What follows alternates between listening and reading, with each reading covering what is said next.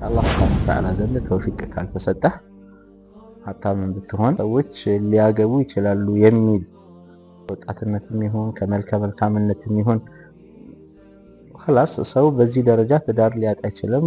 እኔ በሱ ደረጃ ብሆን ምንም አልጠብቅም፣ ዛሬ አገባለሁ፣ አሁን አገባለሁ፣ ከሰከንድ በኋላ አገባለሁ ብለህ የምትገምተው ሰው ሳያገባ ታገኛለህ።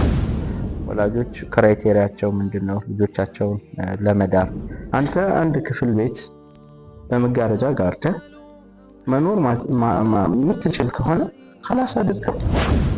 አላህ ሱብሓነሁ ወተዓላ في سورة النور وأنكحوا الأيام منكم والصالحين من عبادكم وإمائكم إن يكونوا فقراء يغنيهم الله من فضله بالنسبة لتارك هنا አንድ ክፍል ቤት በመጋረጃ ጋርጄ የባል መታለ ጋርጄ ነው ያገባሁት። ወላሂ እንደኔ ያገባሁት በ18 ዓመት ነው። ሰላም አለይኩም ወራህመቱላሂ ተዓላ ወአለይኩም ሰላም ወራህመቱላሂ ወበረካቱ። እንኳን ወደ ኡማ ካስት በሰላም መጣችሁ። ጀዛከላሁ ኸይራን። እንኳን ደህና ቆያችሁ። ስለገባችሁም አመሰግናለሁ። ኡስታዛችን በዚህ ሰሞን የተለያዩ የሶሻል ሚዲያ ገጾች ላይ የተሰራጨ ነገር አለ። በሚገርም ሁኔታ ደግሞ ከሴት እህቶቻችን ነው ዘዊጁን የሚል ነገር እኔ ዳሩን ማለት ነው። እኛ የለመድነው ብዙ ጊዜ ወንዶች እንደዚህ እንትን ሲሉ ነው ስለ ዳር ሲነሳ ምናምን ግንባር ቀደምነት በብዛት እነሱ ነበሩ። አሁን ደግሞ ሴቶቹም ጭራሽ አፍ አውጥተው እንደዚህ ዘዊጁና ይላሉ። እና ያኔ አወለን ያኔ በሸሪዓ ደረጃ እንደዚህ ሲጀምር ሚዲያ ላይ ወጥቶ እንደዚህ ማለት ይቻላል በመጀመሪያ ደረጃ እሱ ጥያቄ አለ። ሁለተኛው ደግሞ ምን ያክል እንትን ቢሆን ያኔ ምን ያክል ችግር ቢኖር ነው ይሄን ያህል ሴቶች ራሱ ያኔ ወኢዝና ሐሲማቱ አይደል ኡስታዛችን እንትን ስትዳር ራሱ ያኔ ዝም ካለች ነው እሺ እንዳለች የሚቆጠረው። ይሄን ያህል አፍ አውጥታ እንድታወራ ያደረጋት ምንድነው? ኸይር አልሐምዱሊላህ ሰላቱ ሰላሙ ዐላ ረሱሊላህ ሰለላሁ ዐለይሂ ወሰለም። ሲመስለኝ ሁለት ነጥቦች ነው የተነሱት። አንደኛው ሴቶች ይህንን ማለታቸው እንዴት ይታያል ነው ዘዊጁና ማለታቸው ማለት ነው። ሁለተኛ ደግሞ ለዚህ ምክንያት ምንድነው እዚህ ድረስ ለደረሰው የሚለው ነው። ኸይር ወላሁ ተዓላ አለም። እንግዲህ ያው ሁኔታው የሚመስለው በግልጽ ሴቷ ዘዊጁና ወይንም ዘዊጁኒ ስትል ሐቂቃ ራሷን የሆኑ ሰዎች አጋቡኝ እያለች አይደለም። በአጠቃላይ የሴቶችን ችግር በዚህ ደረጃ ደርሰናል የሚል አጠቃላይ ሐሳብ ነውና ይሄ አስለን ችግር ያለው ነገር አይደለም። ቢሆንም አስለን ወልዩዋን ሄዳ ገሌን አጋባኝ ሀታ በነጠላ እንኳን ትችላለች። ያው ራሷን ሴቷን ማንም ማጋባት አይችልም ከወልዩዋ ውጪ ማለት ነው። ራሱን የቻለ ወደ ላይ አህካሞች አሉት። ይሄ ኒካህን በተመለከተ ወልዮች ከሌሉ ከፍ ብሎ እስከ ቃዲ ድረስ ደርሶ ሴቷን ያጋባታል ማለት ነው። የሴቷ በአባቷ በኩል ያሉ ዝምድና ያላቸው የታወቀ ነው። ራሱን የቻለ ሸቂቅ ወንድሟ አሊያም ደግሞ የአባት ልጅ ወንድ ማለት ነው። አሊያም ደግሞ የአባቷ ወንድም አጎት አባትን ደግሞ ስናይ እስከ ላይ ድረስ ሀያት ቅድመ ሀያት ኢላ አኺሪ ይሄዳል።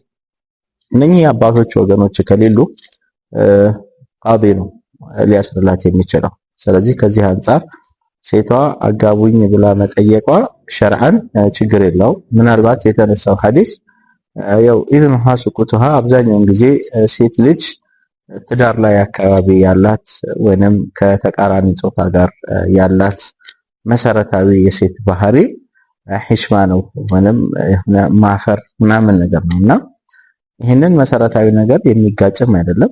እንደዚህ አይነት ነገሮች ከሰሃባዎችም ከሰለፎችም ተገኝተዋል። ሌላው ይሄን የደረሰበት ምክንያት ምንድነው ሲባል ላሸክ የሴቶች ትዳር ማጣት መብዛቱ ነው። መልእክተኛው አለይሂ ሰላቱ ወሰላም እንዳሉት አንድ ሴት ለ40 ወንዶች ይሆናሉ ማለት ያው እንዲህ በፐርሰንት ተሰራው አንድ ሴቶች ከ40 ወንዶች ወይንም አንድ ወንድ 40 ሴቶችን ያሳድራል እንደማለት ነውና ይህ ማለት ቁጥራቸው አይገናኝም ማለት ነው። የወንድና የሴት ቁጥር አይገናኝም። ዑለሞች የዚህን ምክንያት በተለያየ ሁኔታ ገልጸውታል። ይህ ማለት ጦርነት ይበዛል ማለት ነው። ምክንያቱም ጦርነት ላይ የሚሳተፈው ወንድ ነው። በዚህ ምክንያት ደግሞ አብዛኛው ሰማዕት ሆኖ ያልፋል። አሊያም ደግሞ ያው ወንዶች በዚህ ይሞታሉ። በዛ ምክንያት የወንዶች ማነስ ይኖራል ይላሉ። አላኩል ሐሊ የትዳር ፍላጎታቸውና እንደዚሁም ደግሞ የማግቢያ ጊዜያቸው ብዙ ጊዜ ሴት ልጅ በተለየ ሁኔታ የምትፈለግበት የእድሜ ገደብ አለ። ከዛ አንጻር እየገፋ ሲሄድ ስጋት ይኖራቸዋል። ማህበረሰቡ ዘንድ ላላገባች ሴት ያለው እሳቤ ትንሽ ዋና ቀርም በለው አሊያም ደግሞ በማዘንም ስሜት ሊሆን ይችላል። ሴቶችን ትንሽ ሞራላቸው የመነካት ነገር ስላለ ከስጋት አንጻር ነው ይህንን ያቀረቡት ይመስለኝ። እኔ መስዋል እንደኔ ደግሞ ጥሩ ጥያቄ ነው ብዬ አምናለሁ። አላሁ ተዓላ ሼኻችን አሁን አስተውላችሁ ከሆነ ኡስታዝ በድሮ ጊዜ ሼኻችን ሳይሆን አብዱሰላም ብትለኝ ይሰጠኛል። ኡስታዝ አብዱሰላም በድሮ ጊዜ አስተውላችሁ ከሆነ ቀደምቶቻችን አያቶቻችን ከነሱ በፊት የነበሩት እንደ ቀልድ ነበር። በ21 በ22 እና ወንዶቹ ራሱ ያገቡ ነበር። አሁን ግን ይሄ ነገር ምን ሰቢያል ሙስሊም በጣም የሆነ ከእጅ የራቀ ነገር ሆነ። እንደውም አንዳንዴ በ30 በ40 ዓመቱ ራሱ ያገባን ሰው ተአምር የሚሆንበት ጊዜ ሆኗልና ይህንን ችግር የፈጠረው ነገር ምንድነው ብላችሁ ታስባላችሁ? ባረከላሁ ፊክ። ብዙ ነው ሐቂቃ ችግሩ ማለት በጣም ብዙ ምክንያቶች አሉት ብዬ ገምታለሁ። በዋነኝነት ችግሩ ያው የመጀመሪያውና ዋናው ተውፊቅ ከአላህ Subhanahu Wa Ta'ala ዘንድ ተውፊቅ ካልተሰጠ ሀብታም ብትሆን ሰዎች ሊያገቡ ይችላሉ የሚል ከወጣትነትም ይሁን ከመልካምነትም ይሁን خلاص ሰው በዚህ ደረጃ ትዳር ሊያጣ አይችልም። እኔ በሱ ደረጃ ብሆን ምንም አልጠብቅም፣ ዛሬ አገባለሁ፣ አሁን አገባለሁ፣ ከሰከንድ በኋላ አገባለሁ ብለህ የምትገምተው ሰው ሳያገባ ታገኛለህ። ይሄ ተውፊቅ ሚን አላህ፣ ይሄ ከአላህ Subhanahu Wa Ta'ala ያለ ተውፊቅ ከሌለ ምንም ማድረግ አይቻልም። እንደ ሰበብ ግን ስንነጋገር አብዛኛው ሰው ኑሮን ሰፋ አድርጎ ያስባል ሲመስለኝ። በትንሽ ስለመኖር ራሱን ያዘጋጀ አይመስለኝም። አንደኛው እሱ ነው። ሁል ጊዜ ሰፋ ያለ ቤት ስለመከራየት ያስባል። ቤት ውስጥ ስለሚዘጋጁ ነገሮች በጣም ውድ የሆኑ የቤት እቃዎች እንደው በጣም እንኳን ባይባል በሱ አቅም መደረግ የማይችሉትን በመመኘት ትዳሮችን ወደኋላ ያስቀራል። ስለዚህ አንደኛው ፍላጎትን ባለመገደብ ምክንያት አንደኛው ነው ብዬ አያለሁ። ሌላኛው ደግሞ ትዳር አካባቢ ያለው የሰዎች ያለመስማማትና የፍቺ መብዛትም ሌላኛው ምክንያት ነው ብዬ አስባለሁ። አላሁ ተዓላ አለ።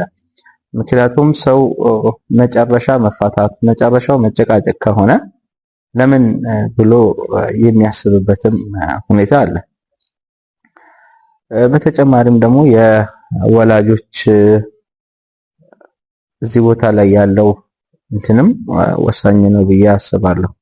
ወላጆች ክራይቴሪያቸው ምንድነው? ልጆቻቸውን ለመዳር ልጆቻቸውን ፈላጊ የሆኑ ወንዶች አሊያም ደግሞ ልጃቸውን ፈላጊ የሆኑ የወንድ ቤተሰቦች ጥያቄ ማቀርቦ ሊሆን ይችላል። ነገር ግን የቤተሰብ ክራይቴሪያ ወይንም መስፈርት ምን ሆኖ አናገኘውም። እንደ ሸሪዓም ሆነ እንደ ብስለትም ነገሮችን አሻግረ ስታየው አዋጭ ያልሆነ መስፈርቶችን በማስቀመጣቸው ምክንያት ሰዓብ ሆኖ ታገኘዋለህ። ሌላው ደግሞ ሐቂቃውና ተጨባጩ የኑሮ መወደድም ራሱን የቻለ ምክንያት ሆኖ እናገኘዋለን። ላኪን ያው ሰዎች አላ ቀድር استطاعتهم ማድረግ ይችላሉ። ናም ምንም ካልቻሉ ያላቸው አማራጭ ሙቲኒ አለይሂ ሰላቱ ወሰላም እንደተናገሩት ነው። ያ ማሸረ ሸባብ ምን استطاع منكم الباءة ያ ማዕሸረ ሸባብ ምን استطاع منكم الباءة فليتزوج። እንግዲህ እዚህ ጋር ምን استطاع منكم الباءة ያሉት የቻለ ሰው ነው ያሉት ጣጣውን ማለት ነው። እንግዲህ ጣጣ ንስቢ ነው አያልቅም። እኔ ጋር በሩር የሆነ ነገር አንተ ጋር ምናልባት ሐጃት ወይንም ደግሞ ፈضላት ይሆናሉ ማለት አንተ ጋር እንደ ሐጃት ይዛቸዋል እንደ በሩራ ሳይሆን ወይንም ደግሞ እንደ ማሟያ ነገሮች ልትይዛቸው ትችላለህ። አው ቢላክስ ወይንም በተቃራኒ ሊሆን ይችላል። አንተ ጋር በሩራ የሆነው እኔ ጋር ሐጃት ወይንም ደግሞ ፈضላት ሊሆኑ ይችላሉ። ቢጸጥ ብሎ ተራ ማሟያ ነገር ቢኖሩ ችግር የለው ባይኖሩ ኢላ ገይሪ ذلك ከመሆኑም ጋር ግን ሰዎች እዚች ጋር من استطاع منكم الباءة ያለው የትዳርን ጣጣ የቻለ ሰው ያግባ ነው መስሎ ካልቻለ ፈሊስተዕፊፍ ነው እዛች ጋር እንደመጣው አያው ላይ እንደመጣው ማለት ነው። ከዛ በኋላ አጋዥ ነገሮችን ያደርጋል። ምናልባት ይሄ የተጠየቁት ጥያቄ ስላልሆነ አስፍቼው ሌላ ርዕስ ውስጥ እንዳልገባ ይሁንና ሌላው ምክንያቱ ሴቶች ጠለባታቸው ሰፊ መሆኑም ወይንም ፍላጎታቸው መስፋቱ ይሄም ሌላው ችግር ነው። በጣም ብዙ ሽሩጦችን አሊያም ደግሞ በጣም የተመቻቸ ሀያትን በጣም መፈለግ በነገራችን ላይ ሐቂቃ ምቾት ማለት ትዳር ላይ ምንድነው ብለህ ስታስበው እንዲሁ ስታየው መልእክተኛው አለይሂ ሰላቱ ሰላም ያስቀመጡት ነገር አለ።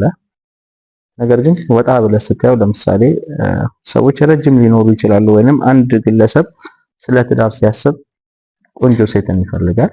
እሷም ቆንጆ ወንድ ልትፈልግ ትችላለች። ውበት በሚለው እንጥቀሰውና ሌላው ገንዘብ ነው። ሌላው ውዴታ ነው። ባረከላሁ ፊክ መሐባ ነው። በመሃል ያለ መሐባ ነው። ውበት እንደሚታወቀው ከጊዜ በኋላ ይረግፋል ላሸክ። ገንዘብ ሊቆይ ይችላል ላይቆይ ይችላል። ነገር ግን ገንዘብ ፍቅር የሆነበት ቤት አይተን አናውቅም። ገንዘብ ብቻውን ማለት ነው። ነገር ግን ውዴታ ሁለቱም ባይኖሩ ረጅም ሰዎችን ሲያኖር ግን እናውቃለን። የተሐመል ሰውየው ፍቅር ስላለ ውዴታ ስላለ ከሷ የሚመጣውን ይሸከማል፣ እሷም ከሱ የሚመጣውን ነገር ትሸከማለች በመሃል ውዴታ ስላለ ማለት ነው። ስለዚህም ይሄ ማዴ ወይንም ቁሳዊ በሆነ ነገር ላይ መለካት ሳይሆን በመጀመሪያው ሐቂቃ ውዴታ ነው። ትዳር ላይ ብዙ የሆኑ እንግዲህ ትዳር ስንል ሐቂቃ ራስን የቻለ ዓለም ነውና የተለያዩ ውስጦች የተለያዩ ትናንሽ ዓለሞች አሉ። መጠቃቀም ለሻህዋን እንትን ማለት ለውዴታ ይሆናል። እንደዚሁም ደግሞ አንደኛው ሌላውን መርዳት ኢላ አኺሪሂ በጣም ብዙ ናቸውና የምጠቅሳቸው ነገሮች ትዳር ማለት ይሄ ብቻ ነው ማለት አይደለም። ግልጽ ነው አይደለም? ትዳር ማለት አሁን የምንጠቅሳቸው ነገሮች ስብስብ ናቸው። ስለዚህም ከዛ አንፃር ሰዎች ትዳርን ስዑባ ያደረገበት ምክንያት የኑሮ ውድነት ሁላችንም የምንናገረው እንዳለ ሆኖ ነገር ግን ፕሮግራምንም የማስፋትም ነገርም ሐቂቃ ራሱን የቻለ ነገር ነው። እንደምታውቁት አብዱላህ ኢብኑ መስዑድ እዚህ ቦታ ላይ ድንቅ የሆነ ንግግር አላቸው። አላህ ሱብሓነሁ ወተዓላ ፊ ሱረቲ ኑር ወአንኪሁል አያማ ሚንኩም ወሳሊሒነ ሚን ዒባዲኩም ወኢማኢኩም ኢየኩኑ ፉቀራአ ዩግኒሁሙላሁ ሚን ፈድሊህ። አላህ ሱብሓነሁ ወተዓላ እንግዲህ ሐራሮችንም እንደዚሁም ደግሞ አቢዶችንም ባሪያዎችንም ሁሮችንም አላህ ሱብሓነሁ ወተዓላ እንድናጋባ ትዕዛዝን ካስተላለፈ በኋላ ደሃው ከሆኑ አላህ ሱብሓነሁ ወተዓላ ያብቃቃቸዋል አለ። አብዱላህ ኢብኑ መስዑድ ምን ይላሉ? ወጥሉቡል ጊና ፊ ኒካህ ይላሉ። በኒካህ ውስጥ ሀብትን ፈልጉ ይላሉ። ይሄ እንግዲህ ሰው አይኑን እንኳን ቢጨፍን የሚያየው ተጨባጭ ሁኔታ ነው። ማን ሲያገባ ምን ነበረ? አሁንስ ከዛ በኋላ ደግሞ አላህ ሱብሓነሁ ወተዓላ የጻፈልህ ርዝቅ አለ። የግድ ሁሉም ሀብታም ሆኖ ማየት ግዴታ አይደለም። ዛሊሙን ካየ ይበቃሃል። ናም ኡስታዛችን ትንሽ ምናልባት ሰሞኑን በጣም የሚያስቅ ነገር አይቼ ነበር ቤቴ ላይና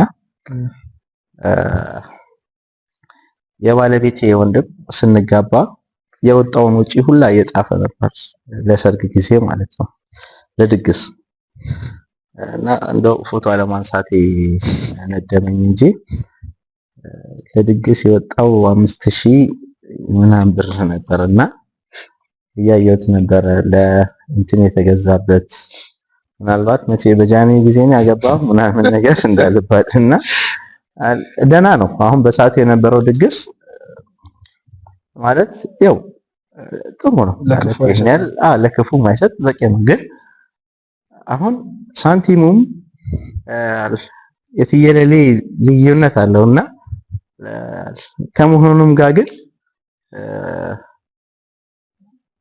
ሰዎች ላድርግ ካሉ መጠነው ነገሮችን ማድረግ ይችላሉ። ያን ነውና ከልጆቼ ጋር ነበረ ተቀምጠን ስናይ የነበረውና በጣም እየሳቅን ነበረ። የሆነ የእንትን መግዣ የበሬ መግዣ የወጣውን ከዛ በኋላ የነጭ ሽንኩርት ኢላ አኺሪህ ስናየው በጣም በቃ እየሳቅን ነበርና የመግፈፊያ የእንትኑ ሰራተኛው ምናምን ነገር ለኩል ያህል የኑሮን ልዩነት እንዳለ ሆኖ ግን በተቻለ መጠን እኔ የገባሁበት አገባብ በጣም ቀላል የሆነ አገባብ ነበር የገባሁት። አልሐምዱሊላህ ስለሱ የሚነግሩን ኡስታዝ ወላሂ እንደኔ ያገባሁት በ18 ዓመቴ ነው። ሱብሃንአላህ ተቅሪበን አሁን 16 ዓመት ሆኖኛል ማለት ነው። ማሻአላህ ካገባሁ ሁኔታው እንዴት ነው ቢነግሩ? ወላሂ ብዙ ነው፣ እጅግ በጣም ብዙ ስለሆነ ምናልባት ስሜ ቻለ ለሰፊ ይሆናል። ብቻ ግን ባጭሩ ያው እኔ እድሜ 18 ከመሆኑ አንፃር በዙሪያ ያሉ ኡስታዞች የሚሆኑ ጓደኞቼም እንዲሁ በቤተሰብም ደረጃ አብዛኛው ሐቂቃ ፍላጎት አልነበረው እንዳገባ። ምክንያቱም ነበረ የእድሜ ይከብዳል ማነስ ምናልባት የትዳርን ቻሌንጅ ሊወጣው አይችልም የሚል ስጋት ነበራቸውና ሐቂቃ ወጅህየ ትክክል ነው እንደ ጥቆማቸው። ምክንያቱም ብስለት ይፈልጋል ትዳር ላይ አንተ ውስጥህ ላይ ስለፈለክ ብቻ የምታደርገው ነገር አይደለም። እንደ ምክርም ደግሞ የኖረው ሰው ሲመክርህ ራሱን የቻለ እንትን ነው ቦታ አለው። ምክንያቱም አንተ የማታውቀውን ዓለም ነው ሰዎች እያስተዋወቁ ያሉት። ከመሆኑም ጋር ያው መቼስ ሙስሊም ከመሆን አንፃር እስቲኻራ ትሰግዳለህ። ነገሮችን ከመወሰን በፊት ከሰዎች ጋር ሹራ ታደርጋለህ። አንተም እስቲኻራ ትሰግዳለህ። አላህ Subhanahu Wa Ta'ala ትዳሩን መረጠልኝ፣ ትዳር ውስጥ ገባኝ። ግን ማይረሳኝ ነገር ምን አለ መሰለህ? ባረከላሁ ፊክ ከኡስታዞቼ መካከል አንደኛው በጣም ቤቱን የምንቀናበት ግለሰብ ነውና በቃ በዛ እድሜ እንኳን ሆነን ቀንደገሊት አይነት ሚስት ብናገኝ የምንልበት ቤት ነውና በጣም ብዙ ወተወተኝ እንዳልገፋበት ማለት ነውና በቃ እኔ ልንገርህ እኔ ያለሁበት ትዳር ራሱ ብዙ ደስተኛ አይደለሁም ሲል ደነገጥኩኝ። ወሚነል አጃኢብ ግን ትክክሉን አልሆን አላህ አለም ግን ትክክል ነኝ ብዬ ነው የማስበው። በቃ ምን ገባኝ፣ አሃ ለካ ትዳር እንዴ ነው የሚኖረው። ባትወደውም ሰብር እያደረክ ነው የምትኖረው። ስለዚህ ወደ ኋላ የሚያደርገኝ ነገር የለም። በቃ ከውጭ ሲታይ በጣም በቃ ፉል የመሰለ ቤት ውስጥ የጎደለ ነገር ካለ በቃ ለካ የሚኖረው እንደዚህ ነው ብዬ ወደፊት ነው ያደረገኝ እንጂ እኔን ወደ ኋላ አላደረገኝም። እና ቅድም ያልኩት የቤቶች አለመግባባት ውጭ ላይ የምታየው ፍቺ ምናምን ነገርም በመፍራት ወደ ኋላ መቅረት ተገቢ እንዳልሆነ ነው የምታየው። ምክንያቱም አላህ Subhanahu Wa Ta'ala ለአንተ የከሰበልህ አለ። ባይሆን ትምህርት ነው መውሰድ ያለብህ። ለምን ተፋቱ? በምክንያት ተፋቱ። ክፍተቱ ምንድነው? ያንን በመዝጋት ጽንሰ ሐሳብ ራስን አፈርጠመህ ያንን ችግር ቤት እንዳይደገም በዛ ሐሳብ ነው መግባት ያለበት ብዬ ማሰለው። والله ኡስታዝ ያኔ ማሻአላህ በጣም ከተጠየቁት በላይ ራሱ እጅግ በጣም ብዙ ለኛ ለወጣቱ በተለይ ትምህርት የሚሆኑ ብዙ ነገር የጠቀሳችሁት። ግን ያቺ ብዙ ሰው የምታሳስብ ፖይንት አለች ከጠቀሷቸው ነገሮች መካከል አንዱ በአረብኛ ፍሉስ ይባላል። ያው በአማርኛ ገንዘብ።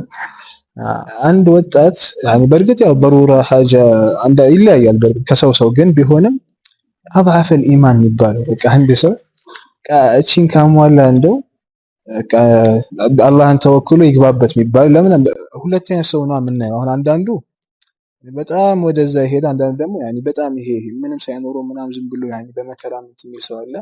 አንዳንድ ሰው ደግሞ በጣም ያኒ እንትን እስከሆን ድረስ ሁለት እስከዛ ድረስ የሚጠብቅ ሰው አለና ያኒ ማህዋ ያኒ መሀል ላይ ያለው ቦታ ምንድን ነው? አይዋ ያው ቅድም ትንሽ ለመንካት ሞክሬ ነበረ። ኸይረል ኡሙሪ አውሰጡሃ፣ ነገሮች ሁላ ጥሩ ነገር መካከለኛነት ነው። ሰውየው መልክተኛ ዓለይሂ ሰላቱ ወሰላም መን ኢስተጣዓን ያሉት የቻለ ግለሰብ ነው ያሉት። መቻል ግን ቅድም እንዳልኩት እንደየሰው ይለያያል። ሰውየው በተለየ ሁኔታ በጣም ዝሙት ላይ መውደቅን የሚፈራ ከሆነ በተቻለ መጠን ፕሮግራሙን አጥቦ ፍላጎቱን አጥቦ ወደ ትዳር መግባት አለበት ብዬ አምናለሁ። ነገር ግን ወደ ትዳር ሲገባ ማንኛውንም የሥራ ዘርፍ ውስጥ ግን መኖር መቻል አለበት ብዬ አምናለሁ። ትንሽም ቢሆን ብር የማግኛ ሰበብ መኖር መቻል አለበት። ማለት በሀገራችን በቃ ዝቅተኛ የደሞዝ ተከፋይ ነው የሚል እሳቤ ካለ እዛ ላይ መኖር አለበት ብዬ አምናለሁ። ከዛ በኋላ ነው አላህ ሱብሓነሁ ወተዓላ ይህንን በረካ የሚያደርግልህ እንጂ እንደ ኃላፊነት ልጅቷን አኖራታለሁ፣ አለብሳታለሁ፣ መዒሻውን አንተ ኃላፊነት ወስደህ ነው ከቤተሰብ የምታመጣው። ይህንን ቃል ኪዳን ገብተህ ነው የምታመጣውና ይህንን ማድረግ ግዴታ አለብህ። ያ ደግሞ አሁንም ሊታወቅ የሚገባው ምንድነው? አንጻራዊ ነው ነገሮችን። ከዛ አንጻር ሰውየው አቅም መኖር መቻል አለበት ሲያገባ። አሁንም አቅም የሚለው ግን በደንብ ተመልካቾች እንዲያውቁልኝ የምፈልገው ኒስቤ ነው፣ አንጻራዊ ነው። አንተ አንድ ክፍል ቤት በመጋረጃ ጋርደህ መኖር የምትችል ከሆነ خلاص አድርገው። ስንትና ስንት ሰዎች አሉ ሐቂቃ አብዛኛው ባለትዳር የመጀመሪያው ታሪካቸው ይሄ ነው። ቢኒስበቲ ታሪክ ይሄ ነው። አንድ ክፍል ቤት በመጋረጃ ጋርጄ ጋርጄ ነው ያገባሁት። ይሄ ደግሞ የኔ ታሪክ ብቻ አይደለም፣ የታላላቆችም ታሪክ የብዙ ሰዎች ታሪክ ሳይሆን አሁን ግን ሐልየን ግን ይሄ አይደለም። አሁን ባለው ሁኔታ ግን ይሄ አይደለም። አብዛኛው ሰው ለትዳሩ የከበደው ሁኔታ ፕሮግራሙ ሰፊ ነው። ምናልባት እኔ ያንተ ጓደኛ ሆነና እኔ ባለ ትዳር ነኝ፣ በረጅም ጊዜ ያገኘሁትን የትዳር ለውጥ አንተ አሁን እሱን መኖር ታስባለህ። ገብቶሃል? የኔን ክፍሎች ትቆጥራለህ። የኔን ለባለቤቴ ማድረገውን ከደማት ወይም እሷ ለኔ የምታደርገውን ለልጆቼ ማድረገውን ከደማት ታይና ቢያንስ የእሱን አይነት ኑሮ መኖር አለብኝ ትላለህ። እኔ በ16 ዓመት የከሰብኩት ሂደት ነው። ምናልባት አንተ ገና ከመግባት በፊት ይህንን የምታስብ ከሆነ ይሄ ፈሸል ነው፣ ሐቂቃውም ይሄ አይደለም። ስለዚህ በጣም እንኳን ባይሆን ነገሮች በመካከል ሊሆን ይችላሉ፣ እንደ ሐቂቃ ማለት ነው። በጣም ደግሞ ከፍ ሲልም ሐቂቃ እኔ የሆነ ልጅ አውቃለሁ፣ ትዳሩ በጣም ለማግባት የቆየ ልጅ ሀብታም ነው። ላኪን እኔ እንደውም መመክረው ወጣቶችን ሀብታም ሳትሆኑ ቶሎ አግቡ ነው ብዬ ነው። ሐቂቃ ነው። ሀብታም ከሆንክ በኋላ ስለሚመጣው እርግጠኛ አይደለም። ስለምን ነው የተፈለከው? ስለ ሀብት ነው የተፈለከው? ስለ ዲንህ ነው የተፈለከው? ስለ ምንህ ነው የተፈለከው? አይገባህም። ያኔ ደግሞ ፈሪ ነው፣ ሀብታም ፈሪ ነው። ስለምን እንደመጣች ሸር ያደርጋል ገና የፈክፊ ገብቶሃል አይደለ? ስለዚህም ቤት ገዝቼ መኪና ገዝቼ ምናምን በእርግጥ በጣም ፍላጎት ያለው ሰው አረግቶ ምናልባት ይሄ ሶሻል ሚዲያ ላይ የሚለቀቅ ከሆነ የተለያዩ ኮሜንቶች ሊኖሩት ይችላሉ። አላሁ ተዓላ አለም። ላኪን የግድ ከፍ እስከሚል ድረስ ማሰብ መቻል የለበትም። እንደውም በጣም ከፍ በኋላ ስለሚመጡት አጠራጣሪ ናቸው። ነገር ግን ክፉንም ደጉንም አብረ ያሳለፍከው ግን ለማንኛውም የሚመጡትን ነገሮች አብረክ ቻሌንጅ ለማድረግ የተገባ ትሆናለህ። ላኪን በድሎት ብቻ የመጣ አካል ግን ችግርን እንዴት ሊያሳልፍ ይችላል? አንተ ጋር ምን አይነት ችግር ቢመጣ ያንንስ እንደ ችግር ሊያሳልፈው ይችላል? ይህም ራሱን የቻለ እንትን ነውና አላኩል ያህል መልክተኛ ዓለይሂ ሰላቱ ሰላም ሰውየው እንዲያጋባቸው ሲጠይቃቸው ምን አለህ ነው ያሉት። ሽፍተ ኬፍ ምን አለህ ነው ያሉት። ምን ይፈልጋል? ሰበብ ይፈልጋል ማለት ነው። ከዛ በኋላ ምንም የለኝም። መልክተኛ ዓለይሂ ሰላቱ ሰላም ደግሞ ላግቡ ለምን በብረት እንኳን ኻተም አይሆንም? አሁን አድና እዚህ ጋር እየተጠቀሰ ነው ማለት ነው። ትንሽ ነገር መኖር አለበት። ومن لم يجد النكاح فليستعفف እንግዲህ አላህ Subhanahu Wa Ta'ala ማግባትን ያልቻለ ስለዚህም ጥርጥር የሌለው ሁኔታ የሆነች ነገር መኖር መቻል አለበት። የሆነች ነገር ቅድም እንዳልኩት ነው። በአንድ ክፍል ላይ አካፍለ መኖር ሊሆን ይችላል እንጂ እንዲህ ጸጥ ብለክ በአይነ ጭፍን መግባትም ያለብህ አይደለም። እንደዚሁም ደግሞ በጣም ተራፍ የሆኑ ወይንም ምንድነው ለተራፍ የሆነ እስራፍ ድንበር ያለፈ እስራፍ ነገር نعم የሆኑ ተጨማሪ ነገሮችን ፈضላት የሆኑ ነገሮችን በማሰብ ወደ ኋላ ማለት አለብህ ወይንም መባል አለበት ብዬ አላስብም። ስለዚህ ወኸይረ الامور اوسطها ኢንሻአላህ ነገሮቹ ላጥሩ መሐከለኛነት ዘከል አሁን ኡስታዝ ትንሽ ወደ ዲቴል እንገባ። ያኔ ይሄ ያው ከላይ ያኔ ጄኔራል እንትን ያኔ የጠቀስናቸው ነገሮች እንዲያቻለ እንጂ ትንሽ ወደ ዲቴል ስንገባ ደግሞ ኡስታዛችን አሁን ስለ ሩእያ ሸርዒ ስለ ሩእያቱ ሸርዒ እሷን ወደ ማየት ማለት ነው አሰማኝ ስለ እሷን ወደ ማየት ያኔ እሷን ሊያስፈልግ ስለ ሩእያ ይፈልግ ማለት ነው ሲወሰኑ ማሻአላ ያኔ እንትን ብሎ ምናምን አሁን ሊያያት ሄደ አያ ተያዩ ምናምን እዚህ ጋር ብዙ ወጣት የሚያነሳት ነጥብ አለች። እሱ ምንድነው እንዴት ነው አሁን 10 20 30 ዓመት እስከ ዕለተ ሞቴ ድረስ ኢንሻአላህ እንደዛ ነው እስከ ዕለተ ሞቴ ድረስ አብሬ የምኖረው ሰው ነው። ከባድ ውሳኔ ነው፣ ጥናት ይፈልጋል። እና ይሄን ሰው እንዴት ነው ዝም ብዬ ፊቱን አይቼ የሆነ ወሬ ሰምቼ ማገባው? ሊሆን አይችልም። እንደዛ ግዴታ ምን ይላል 3 ወር 4 ወር ምናምን 6 ወር ምናምን ላቀው ይገባል። ትንሽ ዝም ብሎ እንደዚህ አይቼው ብቻ ወሬ ሰምቼ ወሬቶቼ በነገርም ብቻ አልፈልግም። እኔ ራሴ አይቼ ነው መገባበት ይላልና ይህ ነገር እንዴት ነው? ናም እንግዲህ ያው ማየት ወሳኝ ነው ብዬ አምናለሁ። በሐቂቃ የሚያገባትን ማየት የምታገባውን ወይንም የሚያገባትን አካል ማየት ወሳኝ ነው። ከመሆኑም ጋር ግን ዱንያ ላይ እንዳለ መረሳት የለበትም። ዱንያ ላይ 100% የሚባል ነገር የለም። ከዛ አንፃር የትዳር ትልቁ ግብ ቆንጆ ብቻ ጋር ወይንም ከቆንጆ ብቻ ጋር መኖር አይደለም። ናም ከመልክተኛ ዓለይሂ ሰላቱ ሰላም መካከል ምንድነው ኢዛ አራድከ ሰወትከ ነው ያያት ጊዜ የምታስደስትህ አግባ ነው ጠብዓን።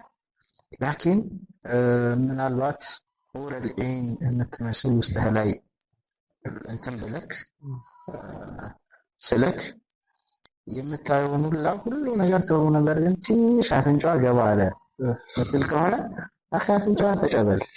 ገጥተሻለ ሁሉ ነገር ጥሩ ነበር ግን ትንሽ አይኗ ምትል ከሆነ خلاص ሁሉንም ተቀበለ አይኗን በቃ ይቅር በለውና ነው ሙሉ ለሙሉ የምትለው ነገር የለም በሐቂቃ። ከዛ በኋላ ደግሞ የመልኳ ጥሩ ሆኖ ላኪን ስነ ምግባራው ብልሹ ሊሆን ይችላል። መልክተኛ ዓለይሂ ሰላቱ ሰላም ልትንከህ المرأة لأربع ሴት ልጅ ለአራት ነገር ስትባል ብዙ ወንዶች የሚፈልጉት በቀንኝን አራት ነገሮችን በማሰብ ነው። لنسبها لجمالها ولغنائها ولدينها فاظفر بذات الدين تربت يداك። እንግዲህ እነኚህ الحقيقة أصول የሆኑ አሐዲሶች አሉ በትዳር ዙሪያ ከመልክተኛ ዓለይሂ ሰላቱ ሰላም የተነገሩ ቁርአን ላይ እነኚህ አስል የሆኑ በትዳር ላይ መሽከርከሪያ የሆኑ አሐዲሶች አሉ። ከነዛ መካከል አንደኛው ይሄኛው ነው። መልክተኛ ዓለይሂ ሰላቱ ሰላም መልክን፣ ገንዘብን እንደዚሁም ደግሞ ብሔርን ጠቀሱና ዲንን ጠቀሱ። ከዛ መልክተኛ ዓለይሂ ሰላቱ ሰላም ሁሉንም ጥለው ፈርፈር ቢዳት ዲን ያላትን ምረጥ አሉ። አው ስታያት የምታስደስትህን አግባ። ላኪን ልክ አድርገው፣ ገደቡ ልክ መኖር መቻል አለበት። ፊቷ ያምራል ግን እጇ አያምርም። እጇ ያምራል ፊቷም ያምራል ግን እግሯ ትንሽ አያምርም። ይሄ ነገር ትንሽ ወፈር አለች፣ ትንሽ ቀጠን ብትል ጥሩ ነበር ከሆነ ከባድ ነው ያለው ሁኔታ ማለት ነው። አስለን አይወጣውም። ከዛ በኋላ በጣም ለውበት ጥገኛ የሆነ አስተሳሰብ ካለው ትንሽ ውበቷ ሲቀንስ ይሄ ሰው ምንድን ነው የሚሆነው? ምናልባት ጥርሷ ያምራል ብሎ የገባ ሰው ጥርሷ ቢወልቅ ምንድን ነው የሚሆነው? ገብቶ ካል አይደለ? ስለዚህ በጣም ሰፊ የሆነ ተዓልቅ ሊኖረን አይገባም መልክ ላይ። ናም ስታያት የምታስደስትህን አግባ። ላኪን እስኪ ድረስ ነው ምንድነው መጠኑ? አንተ ጋር ልታገባ ስትል ናም መስፈርቶች ሊኖርህ ይገባል። ሊዘጥ ብለህ ዘው ብለህ መግባት መቻል የለብህም። ነገር ግን ፐርሰንት ስጣቸው ለሁሉ ላስቀመጥካቸው። ይሄን ያህል ፐርሰንት ይይዝብኛል፣ ስለዚህ ዱንያ ላይ 100% የሚባል ነገር ስለሌለ ይሄንን ባጠው ችግር የለም የምትላቸው ተናዙል የምታደርግባቸው ነጥቦች መኖር መቻል አለባቸው ከክራይቴሪያዎች መካከል ማለት እንጂ ሁሉም ክራይቴሪያ ይሟላልኝ ተሟልቶለት የሚኖር አካል ማንም የለም ዱንያ ላይ። خلاص በቃ ነገሮችን እንደዚሁ እያቻቻልካቸው የምታልፋቸው እንጂ ሌላ አይደለም።